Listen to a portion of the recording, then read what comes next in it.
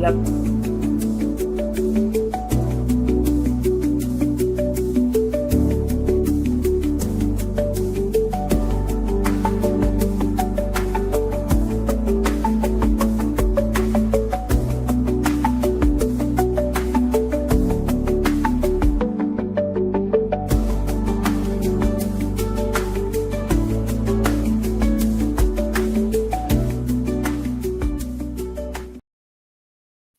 What is the PPC all about?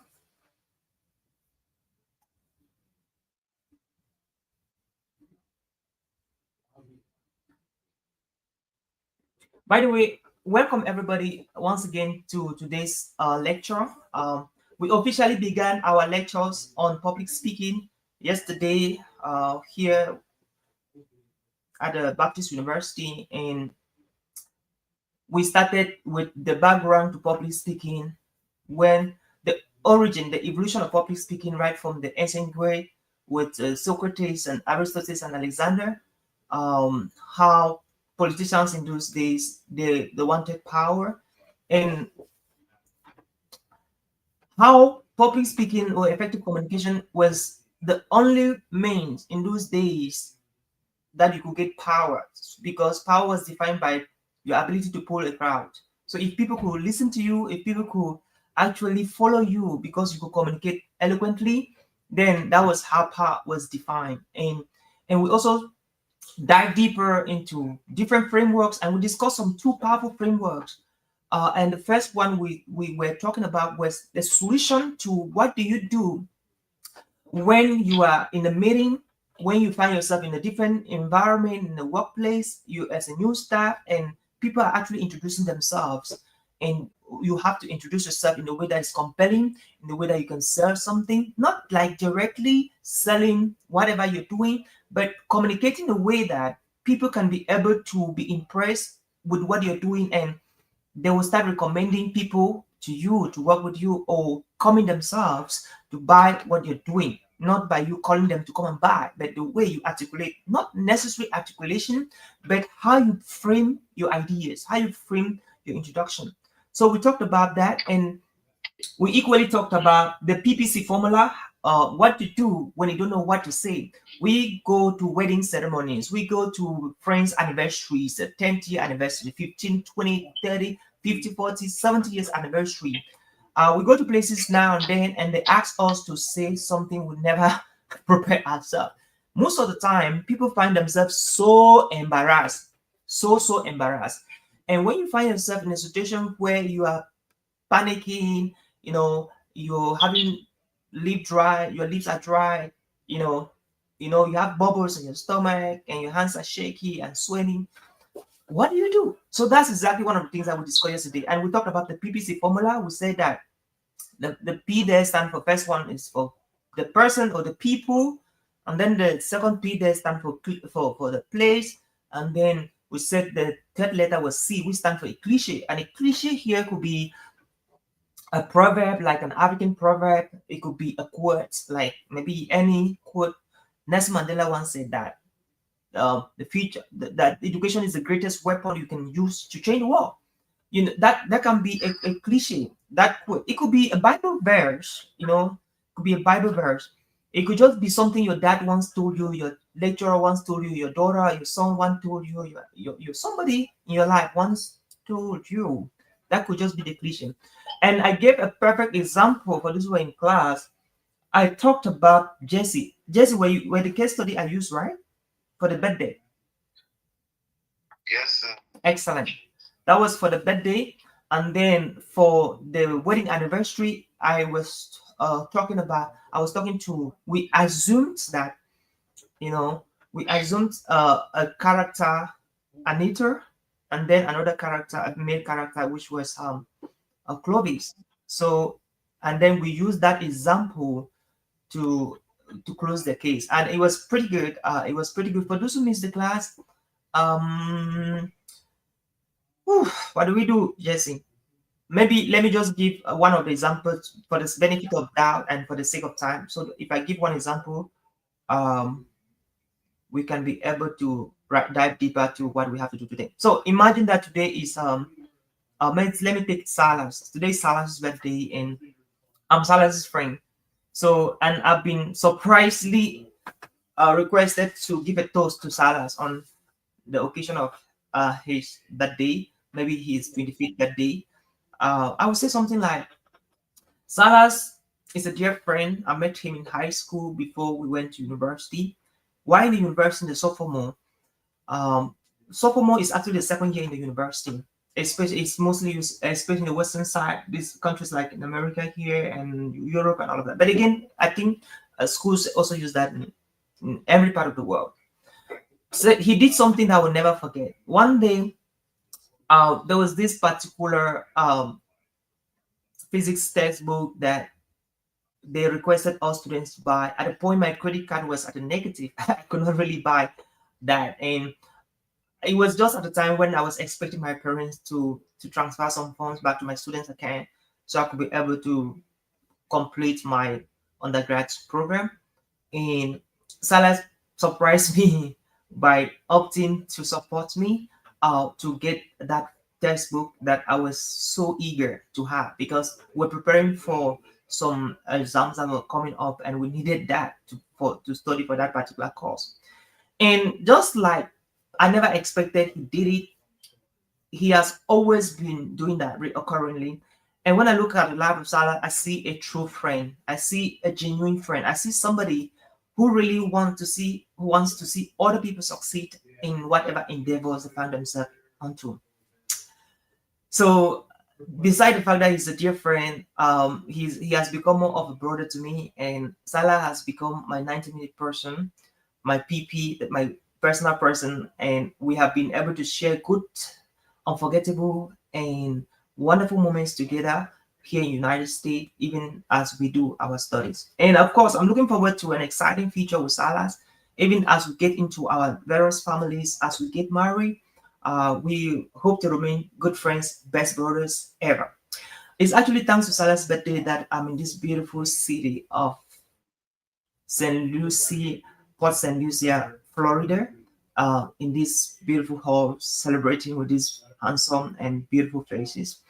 I never knew that I was going to be around, but honestly, I'm so delightful to be in this particular venue, celebrating life with everybody. When I was growing up, while I was in secondary school back then in Africa, my uncle would send me to the farm every single morning. He was not only sending me to the farm every single morning, but he was asking me to carry some heavy loads to work a distance of 3 kilometers before I could go to school. And it was not like we were going to school on a bus, on a car, like we do here. We were trekking to school, friend.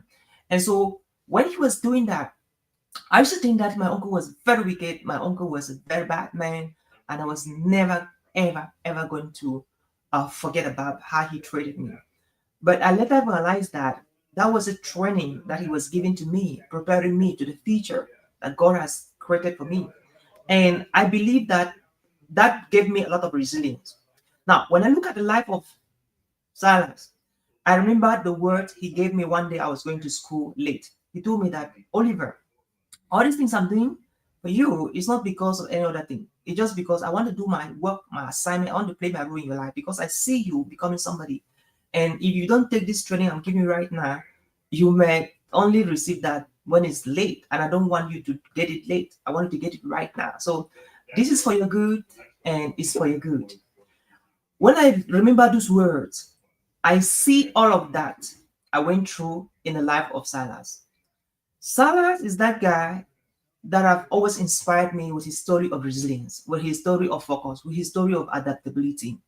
And when I see the life of Salah, I realize that it is thanks to his resilience that he made it right to this prestigious university. It's thanks to his resilience and the education he received from his parents while back in Africa that he's able to have gone this extra miles. And if you're in this hall and you've always run away when challenges becomes very, very fierce, you've always cried when they kick you on the ring, you get out of the pitch. I just want to challenge you. Stop crying about little pressures, little challenges, little pains. and learn to be resilient, because we are all learning from Silas's story that resilience is a bedrock of success. And if you want to be successful, you cannot run out anytime things become difficult. You have to stay there until you get what you want. And so that's my challenge to everybody. And once again, Salas, happy birthday, my dear friend, my dear brother. And I wish you long life and prosperity, even as you pursue your dreams here in United States of America. God bless you and happy celebration to everybody. Cheers to all. Okay, so is that making sense to everybody?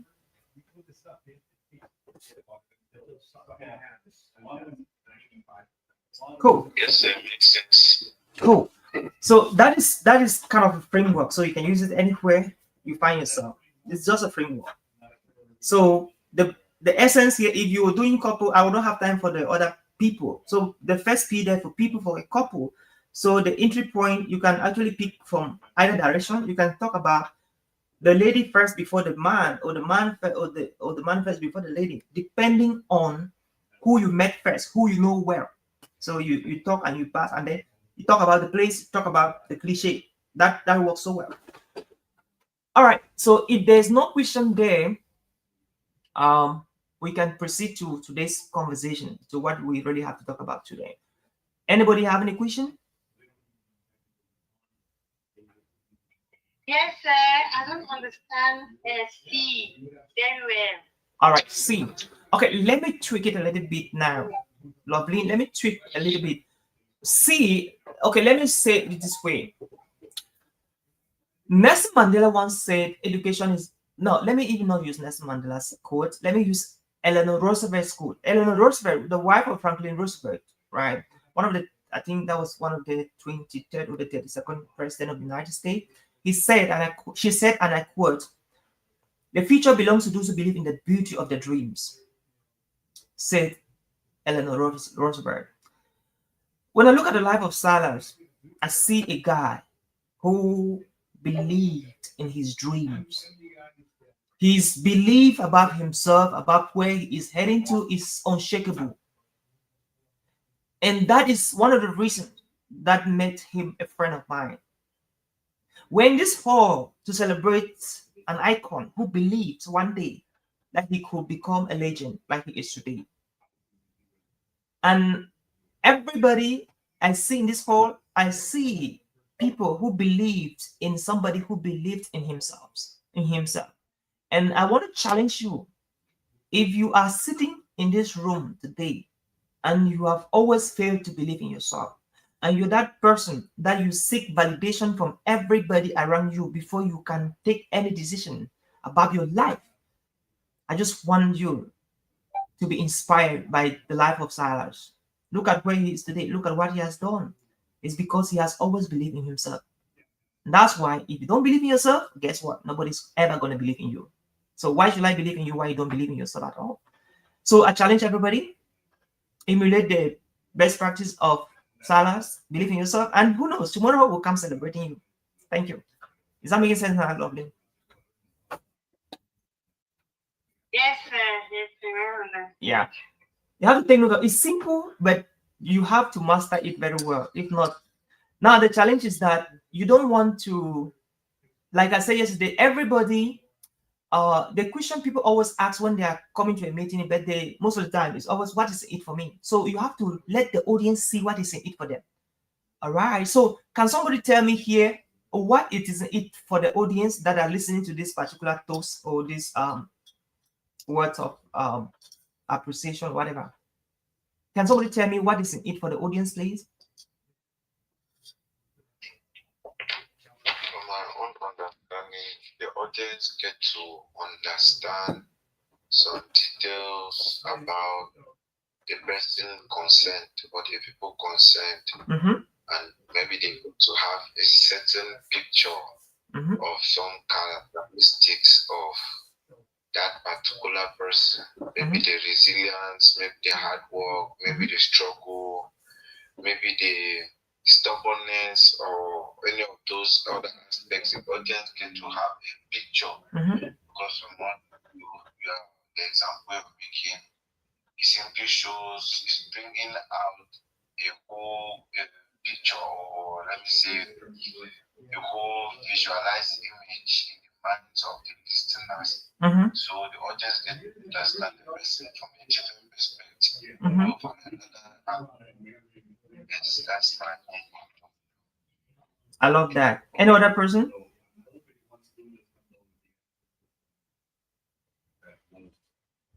Any other person, please? Yes. One of the things that I would love we also pick from this is the fact that we are challenging the audience to see something in the life of that celebrant that they can also copy and apply in their lives, which could be that those attributes that we just talked about, the resilient factor, right? Which could be the focus ability, which could be your ability to be determined to achieve your goals. And that is something that somebody in the hall could just be missing in his own success equation. That could be what could be stopping somebody in the house to go to the next phase of their life.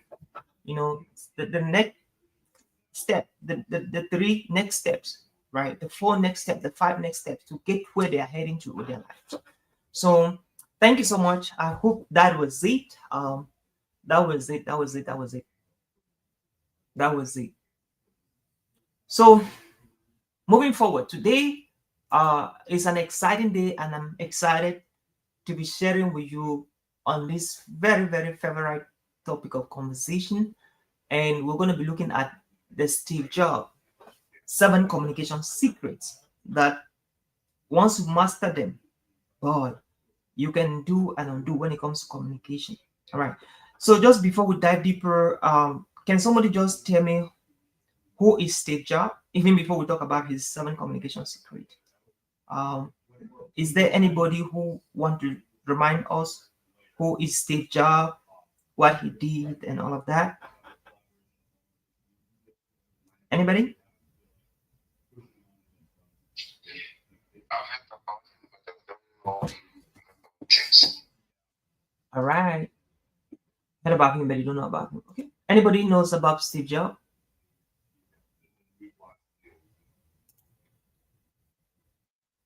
All right.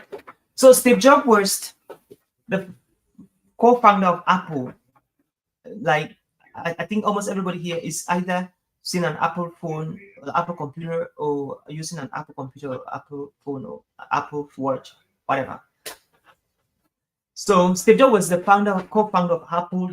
Together with his friend Steve Wozniak, they founded Apple in 1976, just 1 year after Bill Gates founded Microsoft in 1975. They worked so hard, built a lot of systems until 2012 when Steve Jobs passed away uh, by cancer. Along the way, Steve Jobs founded, innovated a lot of technological devices and softwares and applications that literally revolutionized the face of technology globally, starting from America. So Steve Jobs was able to convert a very heavy laptop computer into a paper-shaped MacBook Pro that you could literally put it in an A4 envelope and then just be traveling with it, and nobody will ever recognize you have a whole laptop that contains data about the whole world. That was what Steve Jobs was able to do. And he got people driven by his ability to communicate succinctly, clearly, with confidence. Anytime he developed a new product, a new prototype, a new service, and he had to sell to the world. So Steve Jobs literally died as one of the American billionaires due to his shares, to his proceeds that he made from Apple. And so at a certain point, he got fired as the CEO of the company. And at a certain point, he was brought back as the CEO of the company because when he was fired, he did not bother. He kept on inventing, thinking, and doing what he loves to do. And he eventually founded another company, which Apple decided to partner with that company. And that was how they brought him back as the CEO of Apple. because they fired him as a CEO because they said he was not too qualified to be the CEO of a conglomerate like Apple. So that's literally a background story of Steve Jobs before we dive into his communication secret. And so why Steve Jobs' communication secret, not Silas' communication secret, not Bill Gates' communication secret, or not Elon Musk's communication secret? Globally, Steve Jobs is regarded as one of the most let me put it this way. Globally, Steve Jobs is actually one of the greatest communicators who ever lived on planet Earth when it comes to selling ideas. And people were so attuned to his philosophy, to his products, because of the way he used to communicate and because of the way he was communicating his ideas to people. And that eventually got him to that high table of being regarded as one of the first communicators on the surface of the earth until 2012 when he passed away. So today we're going to be looking at the seven, popularly known as the seven secrets of Steve Jobs communication, or Steve Jobs seven presentation of communication secrets. All right. So the first one is create a storyline. All right. Create a storyline. Create a storyline. How many of you here know that when it comes to communication, you easily connect to people or connect to what somebody's saying when the person begins with a story? How many of you have had that feeling that you actually connect to people best when they are relating a story than when they are giving facts or statistics, or maybe just trying to narrate you some tales that you are not really acquainted or familiar with? All right, thank you, Lovely. Great. Have you ever experienced that? That when somebody starts by telling you a story, thank you, Silas. Somebody's telling a story, you want to hear the story, but somebody's telling you about some facts you are really bored. Okay, a couple of people experience that. All right. So that is a big secret when it comes to communication. When somebody begins a presentation by saying, in 1999, I was in class 4. My teacher walked into the class and asked everybody to rise up. And we rose. Then he said something that since then till date has never left my mind. Here's what he said. As from today, now, this is actually a way you could begin a talk, right? This is a way you could start a talk with a story. And that is different from saying, thank you so much for having me in this conference today. My name is XYZ. Today, I'm going to be talking about the advent of artificial intelligence and how you can fit in. In 1999, I was in class 4. My teacher walked into class and said this, which I will never forget. You see, these are two different scenarios. The first one, which was a story, is more engaging, captivating, compelling. Unlike the second one, where you come in and you are like, thank you for having me here. My name is this. I have done this, I've done that, I've done that, I've done that, I've done that. And I am going to be talking about XYZ. That is old school, friend. That's boring. People don't want to hear that. It's true that in some part of the world, people still you do that. And maybe some people in this call, in this class, they still do that. But that is old school. If you want a presentation that will hold people standing on their seat and leaning forward and pulling their ears to hear the things you are trying to whisper, you gotta deploy stories, friend. You gotta deploy stories. All right. So have a story to tell. That's number one. Have a story to tell. Have a story to tell. I know you'll be asking me, Oliver, how many stories can I tell within the presentation? At least one story, at most two. Now, why is it bad or a bad habit to tell more stories or more than two stories? Who can tell me why? Why is it not advisable to tell more than two stories in a presentation? Who can tell me why?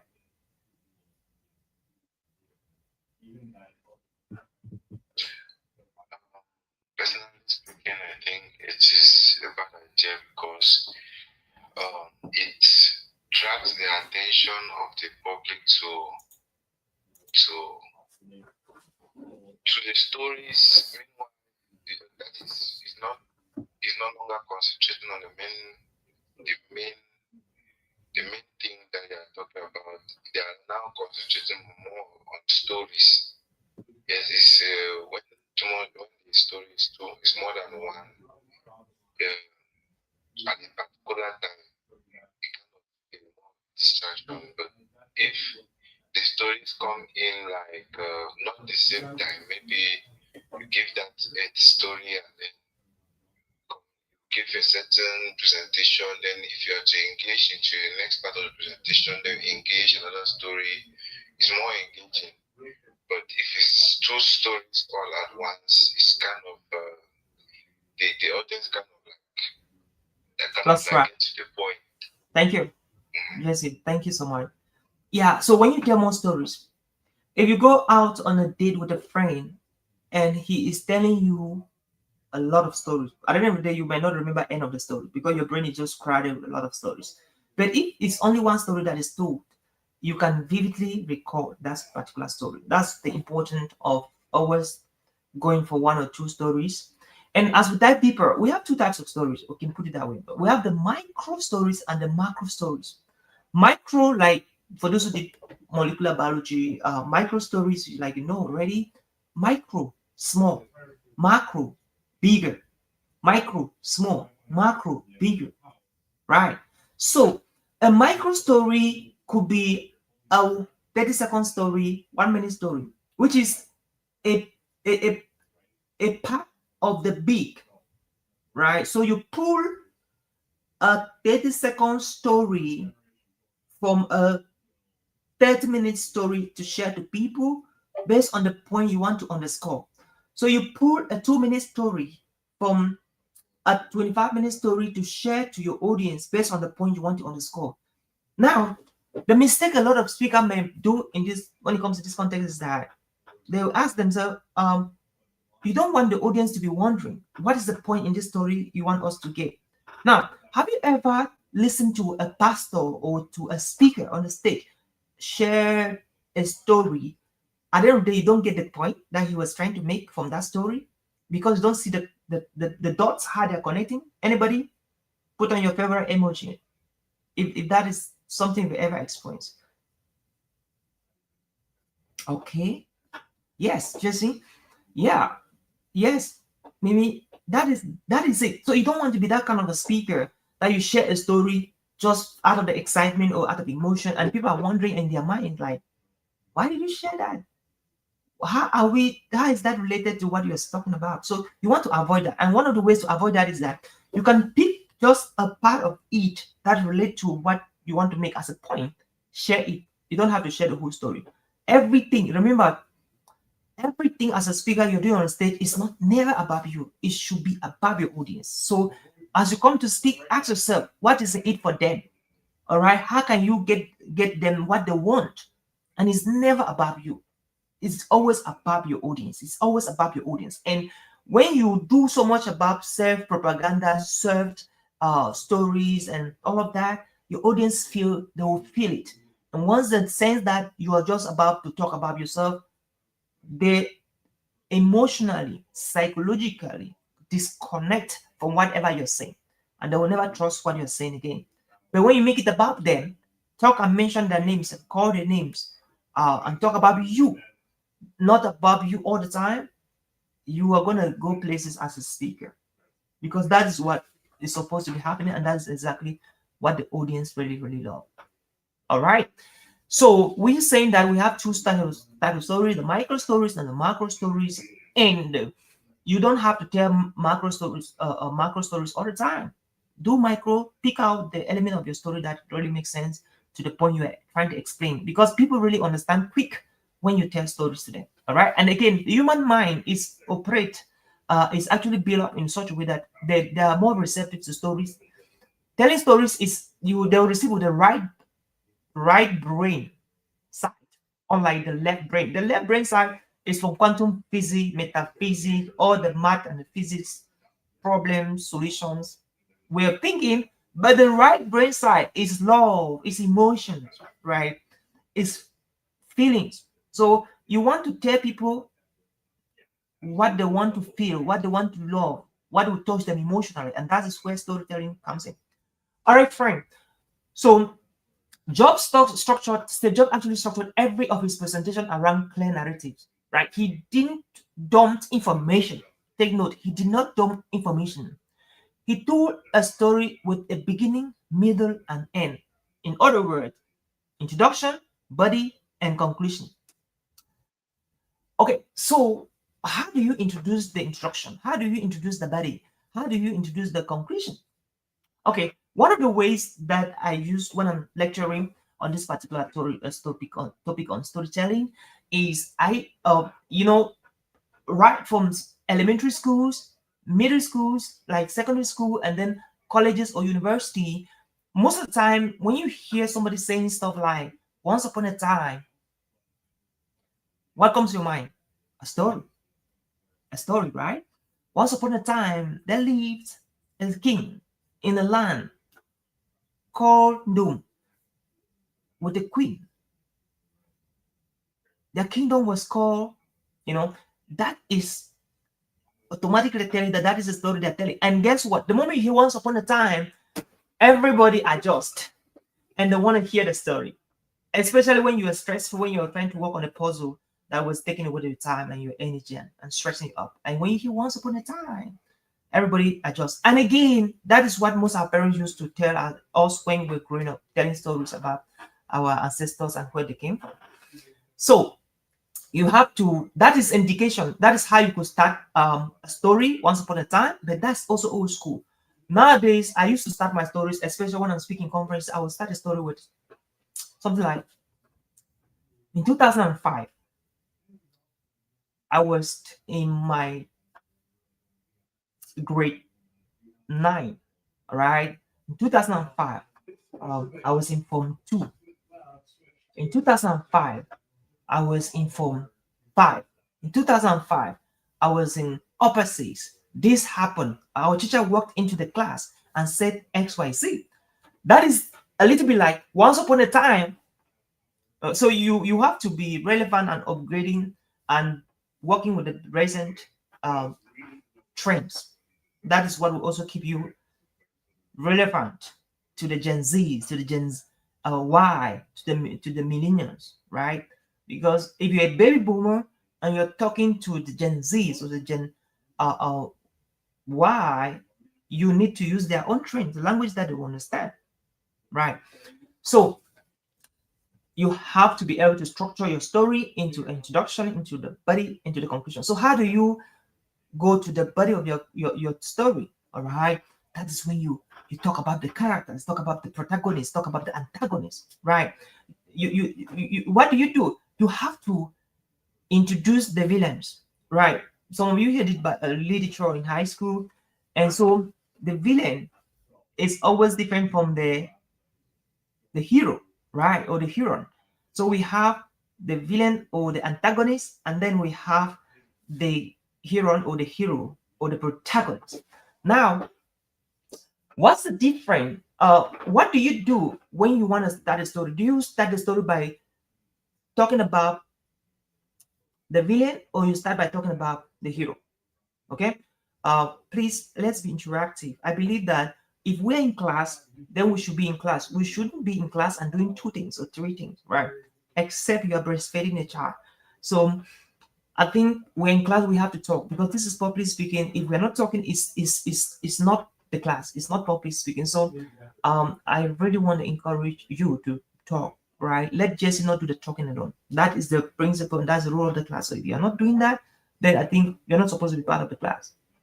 Because at the end of the day, we have to give result. If not, the Baptist University we will not proceed with this, and I will not do this if we are not interacting. Already we are at a disadvantage because it's not a video call, and normally we do this thing in a video call, right? So we have to see each other. That's how the class is supposed to be.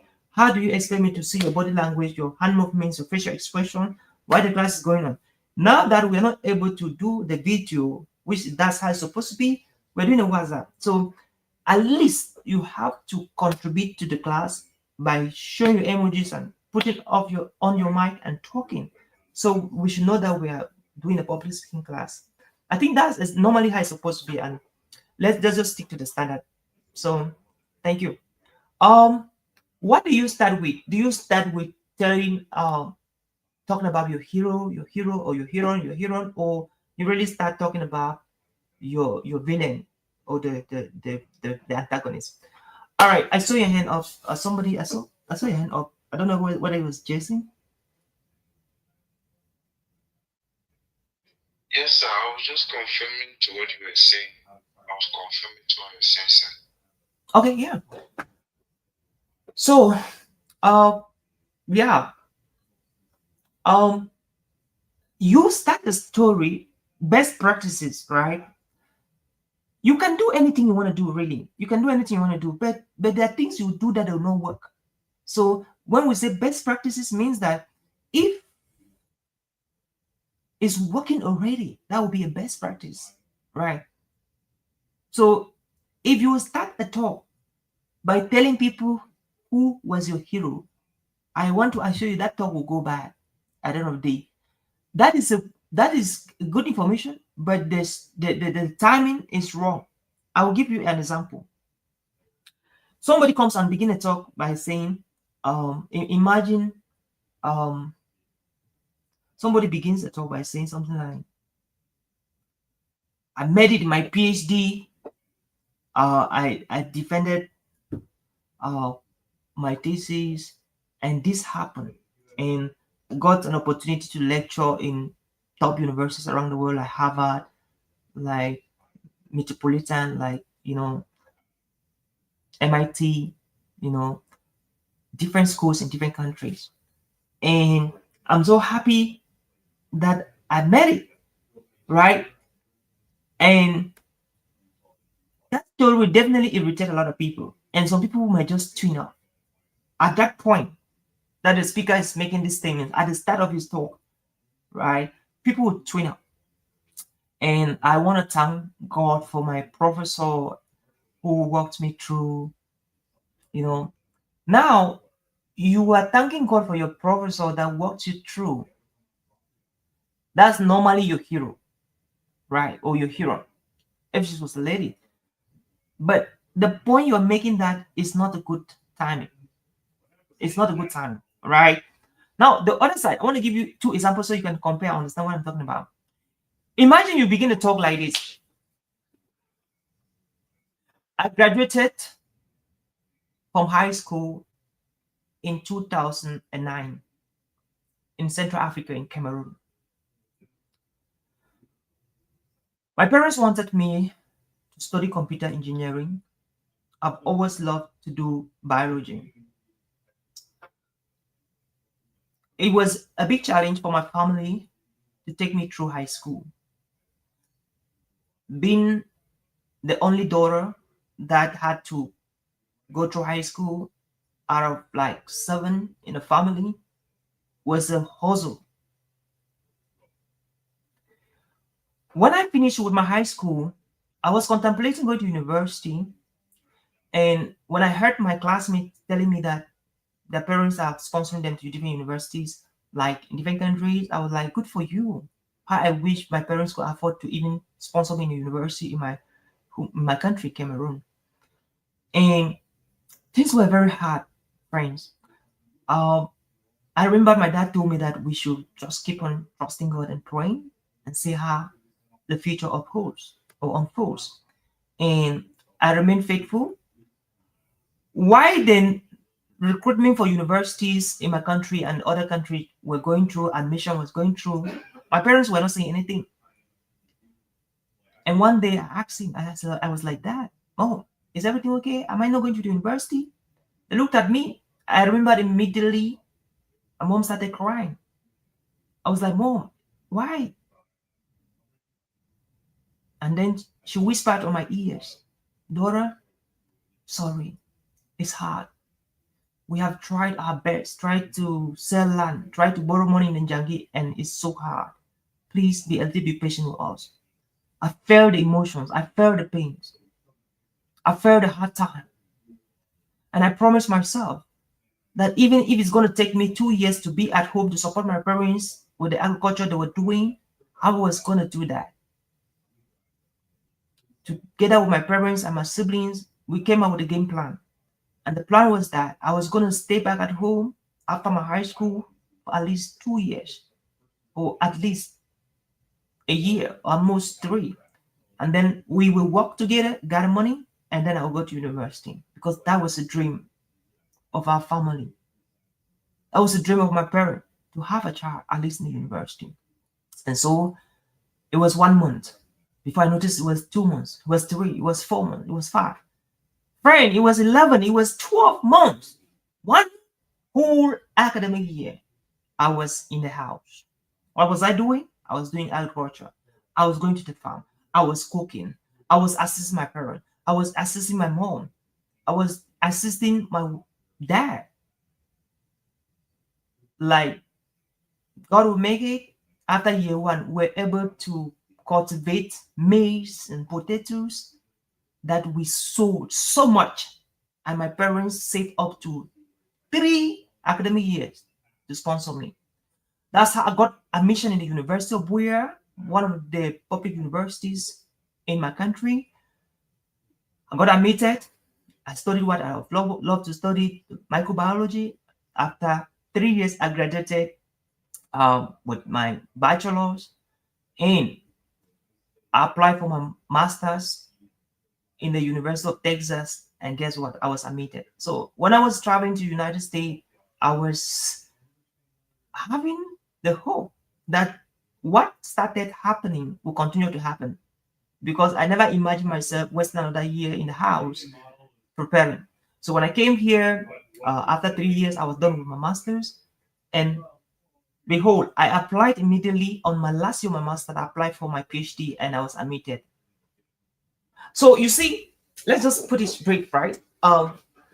You see, there are two different things. You starting with how you met in your PhD and this, that, that. But when you start with what was not working, you're introducing pain. What happened automatically is that a lot of people begin to connect to your story. A lot of people begin to feel like you're also talking about what I experienced, what I encountered, what I know somebody, a brother of mine, an auntie, a cousin of mine went through this thing you're talking about. So that is why I'm saying that in the body of your talk, you got to introduce your characters, right? You introduce your characters, you introduce the protagonist, the antagonist, and then you dive deeper into explaining what happened, right? So your introduction goes once upon a time, the place, the timing, the year, like the year, the body. You talk about, introduce your characters, and you begin to unfold the story, unravel the story. Then on the conclusion, you tell people what happened and the lessons you learned from it. For instance, finally, I made it for my master's, I made it for my PhD, and I got a job. What happened after you got the job?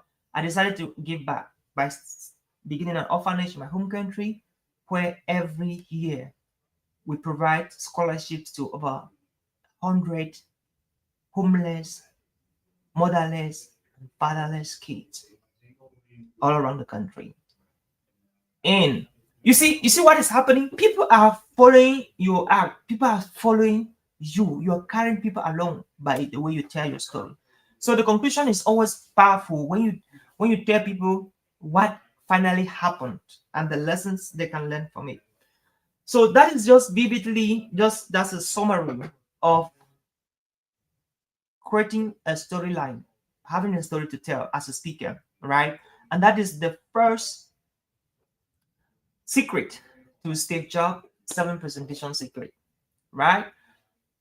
I wanted to know if there's somebody with a question before we dive into secret number 2.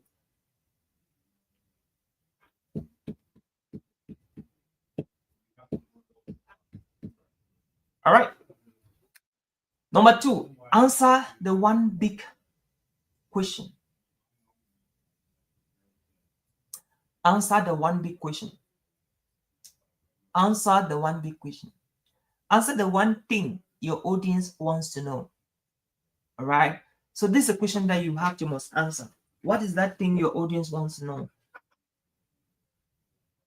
How to become successful as an entrepreneur in Africa. When you hear a topic like this, and that's the next speaker coming up to the stage, what do you expect to hear? What questions do you expect the speaker to answer while he is on the stage or while she's on the stage, right?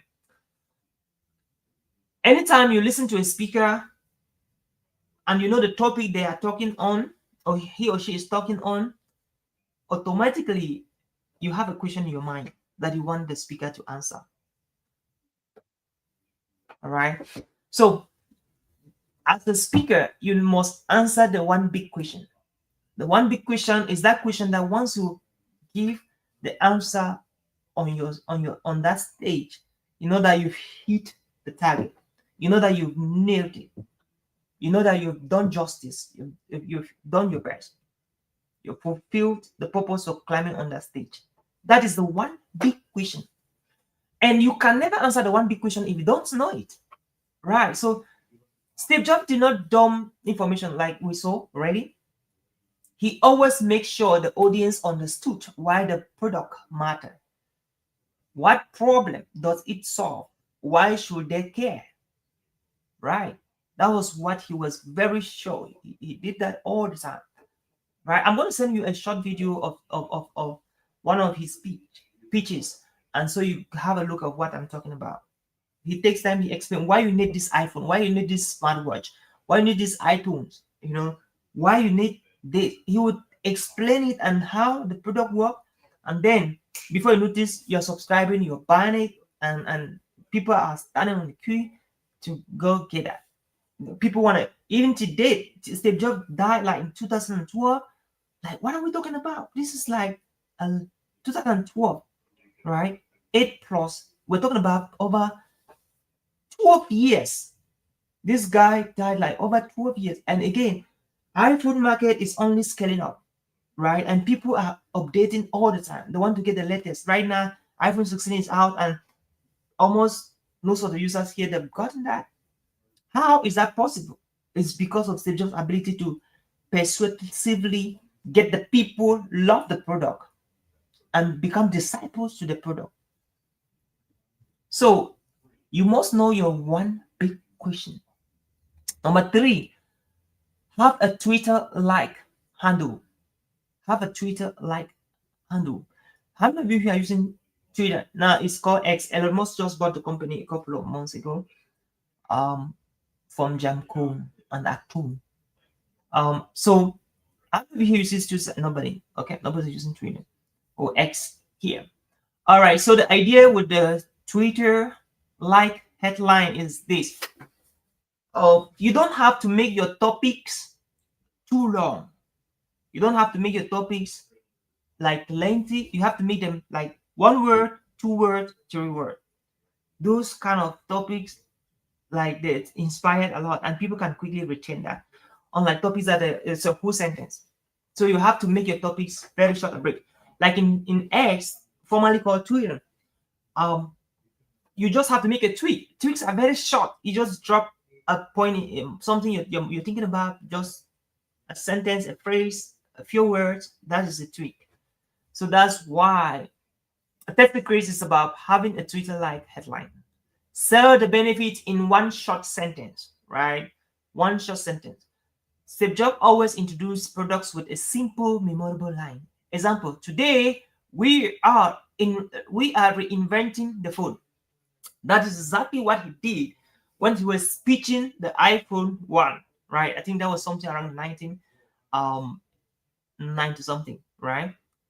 Today we are reinventing the phone, right? That is short, memorable, and unforgettable. Right. So, quick question. Assuming that you are introducing, let's assume that iPhone 18 is out. Right now, a lot of people are using 17. iPhone 18 is out, and you're asked in this class exercise, assume that you are Steve Jobs, how will you introduce iPhone 18 to the market?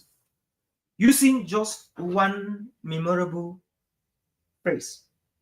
Remember, the first phrase he used in introducing the iPhone was, "Today we are reinventing the phone." All right, so let's try to pick your brain and see what you would do if you are introducing iPhone 18 to the market as the marketing director of Steve Jobs, for instance. Okay, let's start with Lovely. Over to you, Lovely.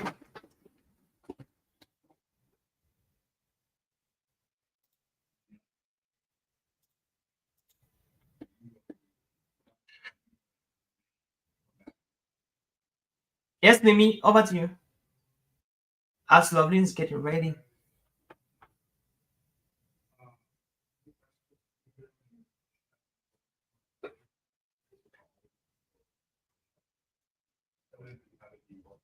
Anim Chindo, over to you. As the others get ready. Then Rose. Then Silas. Then Jesse. Let's follow that order. Let's go. Let's make the class as interactive as we can be able to.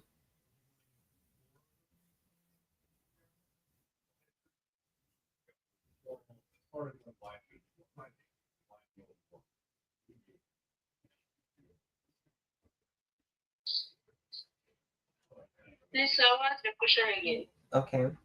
Who got the question, please?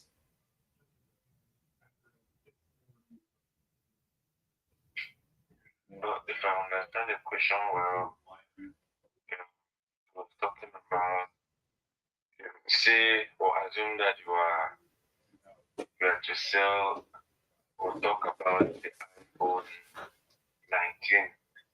How are you going to sell it? You sell the whole idea about the phone. If I'm not mistaken, I think that's what I do.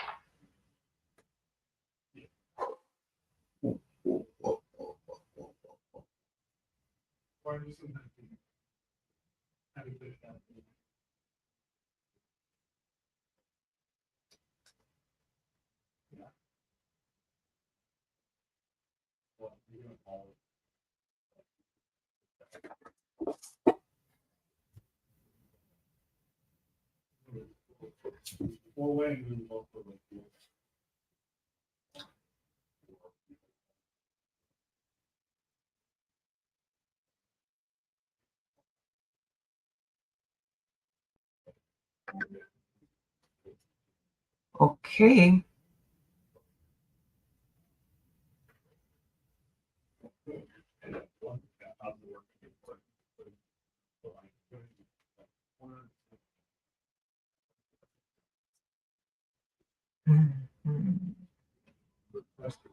Is it, please, if you have problem with your internet, if your internet is stepping like breaking, you can't get me well, put up your hand.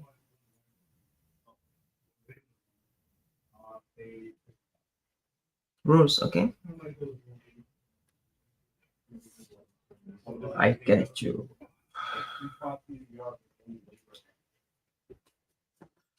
Oof, my goodness.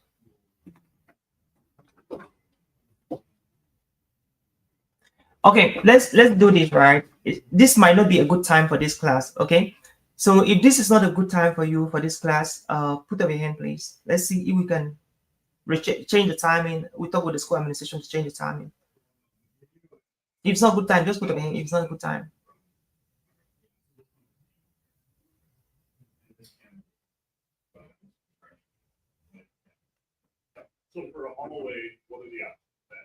Okay.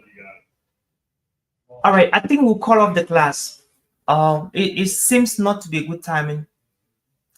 I'm sorry to say that. Like, we will call this off, and then I will drop what I've had as a lecture recorded, and up to here, we'll continue from where we ended. After talking with the school administration. Yeah, I'm sorry, I don't really have so much time for us to do this. Yes, please. There's no issue with the timing. We are there. We are, all of us are present, and we've been having classes like this by the evening. So I don't think, for me, there's no issue. Okay. All right. Okay, Just good. that when you're talking, we're meeting you one on one, Mhm. then maybe we don't have something to say. It's not like Yeah, we're not getting you very well. that's right. Uh, Mrs. Chindo. Yeah, that's right. I have a problem. I have a problem with that. So, today we're talking about Steve Jobs' 7 communication secrets, and we done 1, 2. I have the notes. I've recorded. So maybe if you could just send me your emails, I'll send you the notes what we've had as a lecture, and then um we will continue after you maybe you have to make summaries of the 7 secret and then share, then we'll continue from there. I honestly, I want to be very transparent. I don't have that time that we can be in the class and having a conversation that is not even through like a video, and I'm struggling to get if you're actually connecting to what I'm saying, if I'm wasting your time or you're wasting my time. Like, I really don't have that time. This is more like voluntary, like I'm volunteering my time, and I have a part of things on the list to do, and I have people waiting for me. And this is already 1 hour we have gone, and like it's just difficult for me to do it. So just help me send your emails directly to me on WhatsApp, and then I will send you the record plus the notes I prepared.